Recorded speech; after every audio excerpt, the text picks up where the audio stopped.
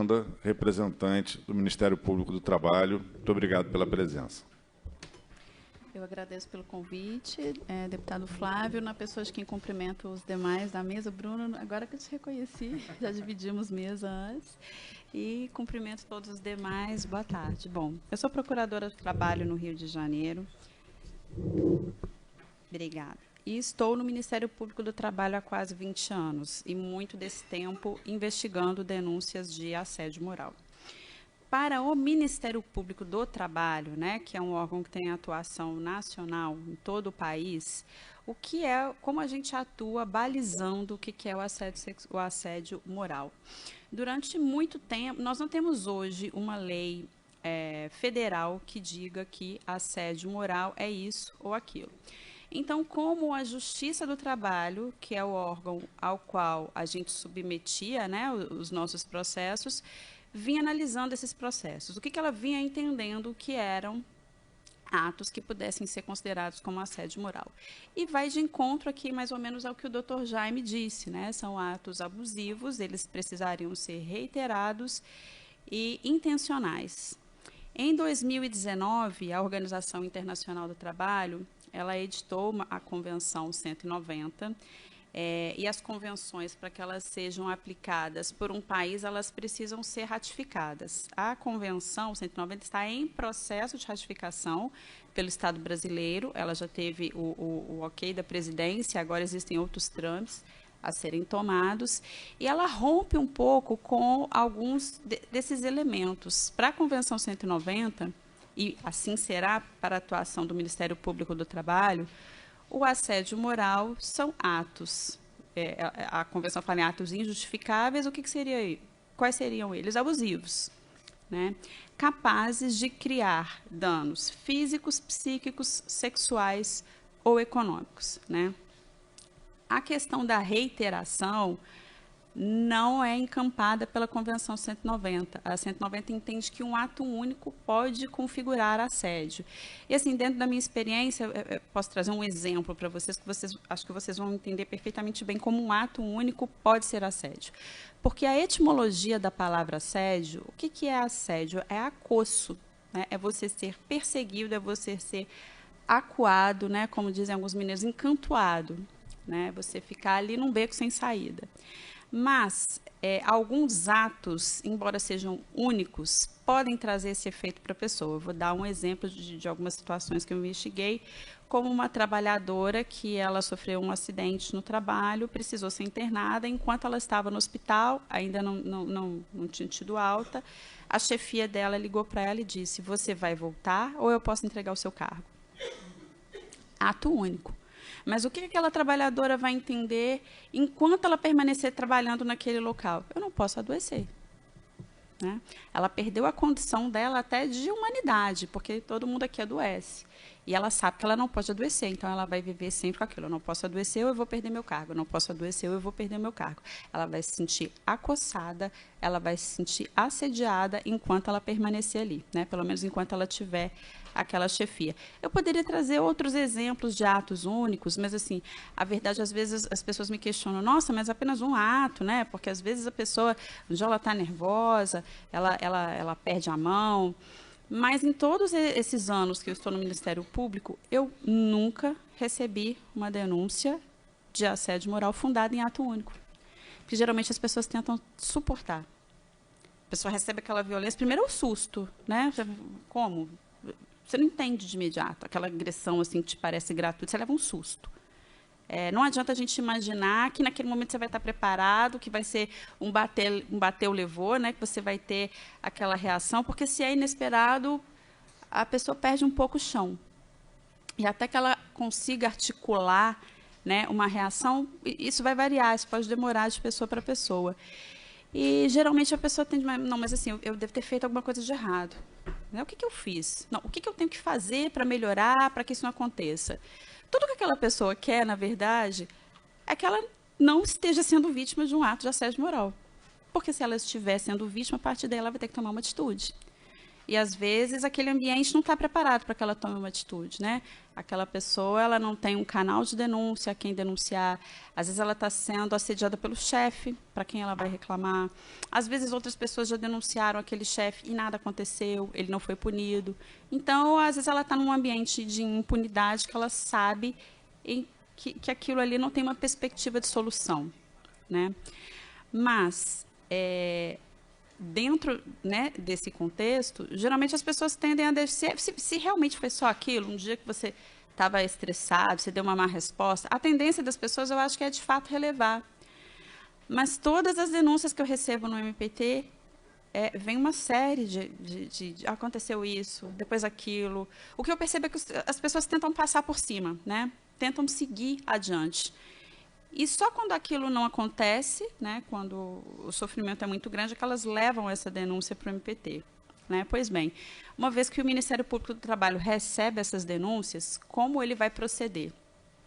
Aqui eu queria deixar registrado que nós recebemos denúncias tanto de trabalhadores da rede privada quanto da rede pública. E isso porque o assédio moral, ele é um elemento que compõe o bem-estar, né, que deveria estar longe do ambiente de trabalho para que seja garantido o bem-estar e a saúde do trabalhador.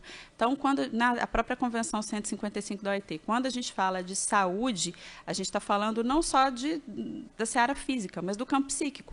Então, para que você tenha a sua saúde mental preservada, né, e os números de adoecimento mental aqui no trabalho já mencionados aqui, quase 500 mil de pessoas no ano passado, deixam bem evidente essa questão.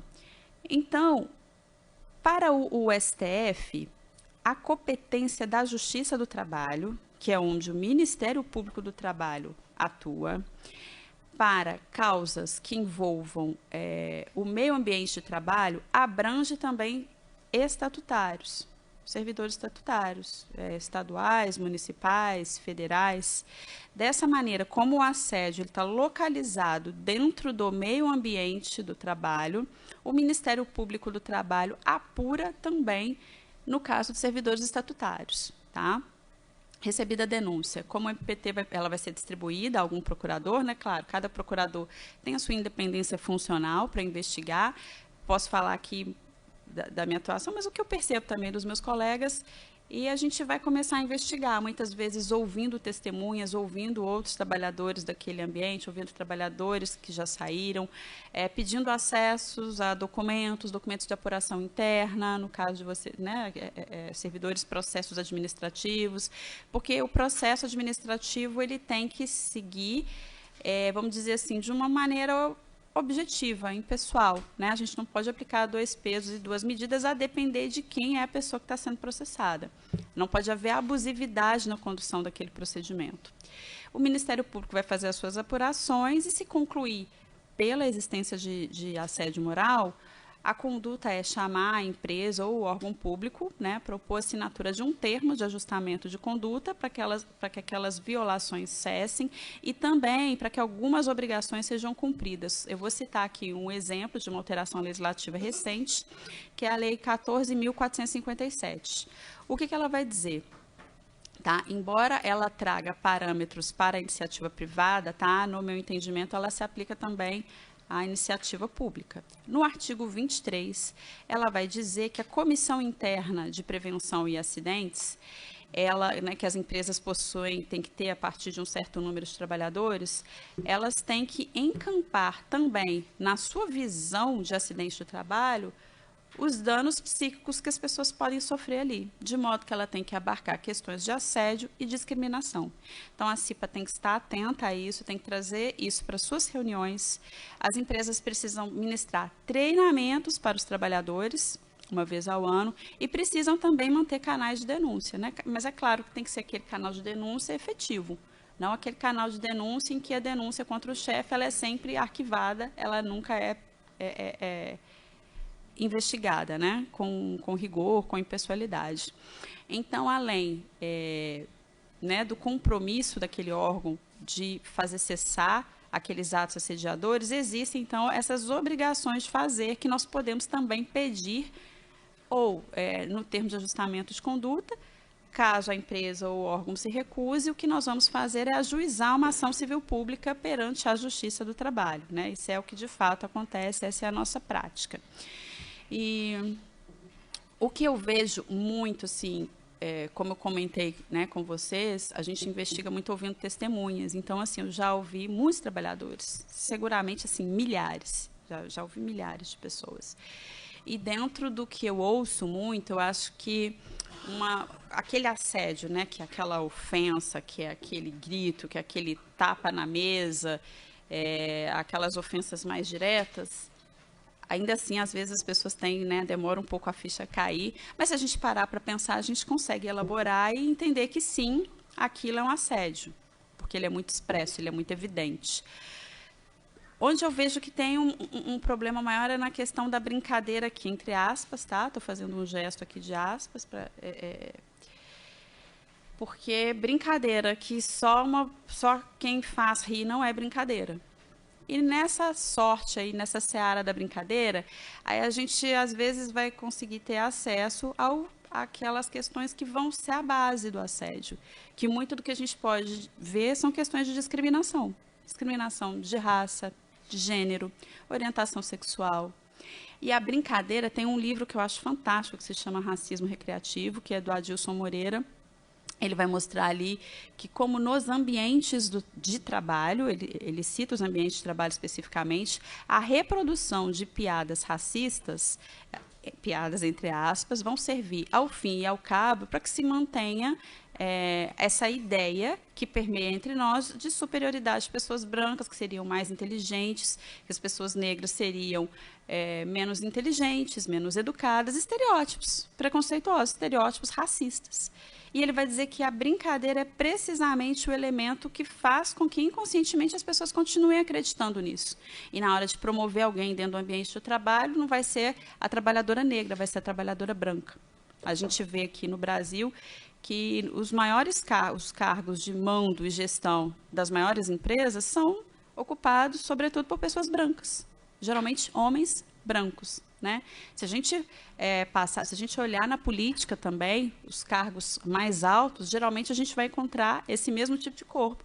Se vocês chegarem lá no Ministério Público do Trabalho, que é onde eu trabalho, vamos encontrar esse mesmo problema, né? Agora, no nosso concurso, a gente introduziu as cotas para procuradores, para pessoas negras, até inclusive para pessoas trans, de modo a promover, né, essa diversidade. Se a gente tem a discriminação no sustentáculo do assédio, e o que isso mostra para a gente? A questão não é tão simples, porque geralmente a gente trata de uma forma a pessoa que está na portaria e trata de outra forma o presidente da empresa. Um minuto.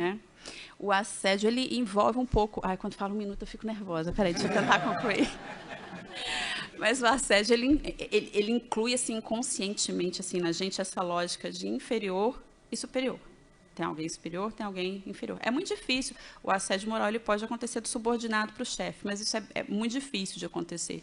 Porque para a gente se sentir à vontade, né, de diminuir, de expor, de humilhar, constranger alguém, tem alguma coisa aí, ainda que seja no nível inconsciente, operando, que nos permita fazer isso, né? Mas então é isso. Acho que fui dentro do meu 1 minuto. Obrigada, agradeço a todos. Obrigado, doutora. Eu queria só fazer uma perguntinha, acho que a senhora tocou um pouco nisso, mas eu acho que também é um tema aqui que um interesse direto nosso. A senhora disse que no que diz respeito, então, ao ambiente de trabalho, né, as questões de assédio estão inseridas, né, nesse ambiente. A competência do MPT se estende, então, ao caso dos servidores públicos. E como se dá uma denúncia ao Ministério Público do Trabalho? Como é esse acolhimento? Né? A pessoa tem um anonimato garantido, caso ache necessário. Como é que é isso? Muito importante a pergunta, obrigada. No próprio site do Ministério Público do Trabalho, P de Procuradoria, R de Regional, T de Trabalho, PRT1.mpt de Ministério Público do Trabalho, .mp.br, tem uma aba lá que salvo engano, serviços, e dentro de serviços tem denúncias. Essa denúncia ela pode ser feita lá pessoalmente, mas ela pode ser feita também pela internet, e é possível sim pedir o sigilo da identidade, né, de quem denuncia. E ali é muito importante que se forneçam o maior número de informações possíveis, assim, porque às vezes eu recebo uma denúncia assim, a empresa tem 10 mil empregados, denúncia, assédio moral. Aí, gente, fica difícil da gente procurar agulha no palheiro, né? Eu não sei em que setor, eu não sei qual é a chefia. Então, assim, é interessante que sejam dadas, assim, sejam dados muitos detalhes, para orientar mesmo a investigação. E, a partir daí, né, essa denúncia ela vai ser distribuída a algum procurador ou procuradora e ele vai seguir ali da maneira que ele achar que deve. Em algumas situações, ele pode achar que é necessário ouvir a pessoa denunciante, né, e é feita uma designação de um depoimento. E, em outras situações, eu não tenho muito esse costume, porque eu acredito que, às vezes, a pessoa, para ela, seria um sofrimento de novo, né? A pessoa já está passando por aquilo e eu ainda vou, né? Se eu já tenho todos os elementos, pessoalmente, eu não tenho essa prática. Eu sigo ali com o que a pessoa informou e tento obter as provas, porque a gente não consegue trabalhar só com a denúncia. Para que a gente possa obter uma eventual condenação, né, na Justiça do Trabalho, que é onde nós atuamos, eu preciso de ter prova, porque nenhum processo segue sem prova. Mas, a depender do procurador, da procuradora, pode haver, sim, a oitiva do denunciante. E, às vezes, o próprio denunciante pede. Quando ele pede também, eu, particularmente, eu escuto. Vocês chegam a visitar o local de trabalho, caso julguem necessário? No meu, né, não posso falar pelo trabalho dos colegas, mas muito raramente eu faço isso, porque quem está assediando não, vamos dizer assim, não passa recibo, né?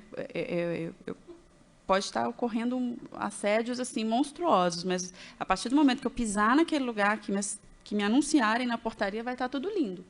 Eu já fiz inspeção para outras irregularidades trabalhistas, mas assédio, eu vou citar até uma que eu fiz, mas assim, era um caso que era possível documentalmente.